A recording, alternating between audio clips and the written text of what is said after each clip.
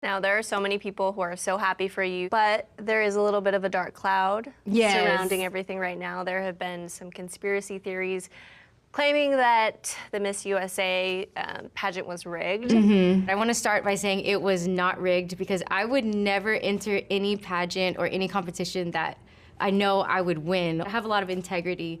And just for context, I think a lot of people are talking about maybe seeing me promote a sponsor that is a Miss USA sponsor. But this sponsor, Mia, they are a Miss Texas USA sponsor. So I was a brand ambassador for Mia after I won my title as Miss Texas. And then when we got to Miss USA, the girls were kind of wondering what's happening here. But there's been a lot of times where title holders will work with sponsors for Miss USA before the competition, and then that will be promoted after the competition if they win or not. Okay, R'Bonney, can you set the record straight? Did the sponsor fly you out to Nizuc? Just to clarify, the sponsor did not fly me out. I flew myself out. So after I won Miss Texas USA, they are sponsors, and they invited me to be a brand ambassador for their new spa at Nizuc Resort.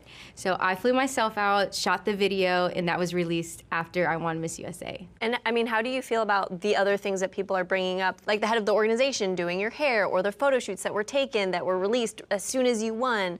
People are really upset about those things.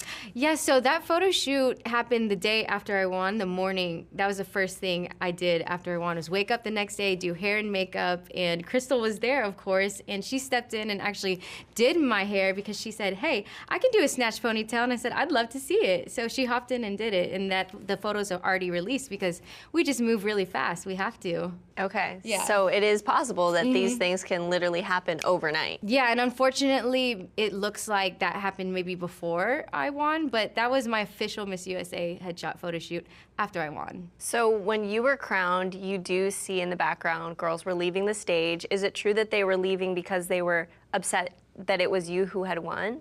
You know, I did not think so. And this is something I heard from production, was because our time was cut short. So the girls couldn't come out to the stage, apparently, because there wasn't time, and because they didn't want the girls to go into that bubble and maybe fall. And this is what I heard. And then when I went back to the girls, they all hugged me. So I was really unaware of all of that. I got along with all the girls I encountered. So there wasn't any rumor going on before you hadn't even won that, oh, if you win, like, this could be rigged? No, not that I'm aware of. I knew, I said, hey, I'm Miss Texas, and there are people in the organization that are also from Miss Texas. It has to be some state. Just so happens to be mine. It's just kind of a coincidence that I am from Texas, and a lot of maybe the organization team are as well. You know, there are girls who are pulling up receipts who you were in this pageant with.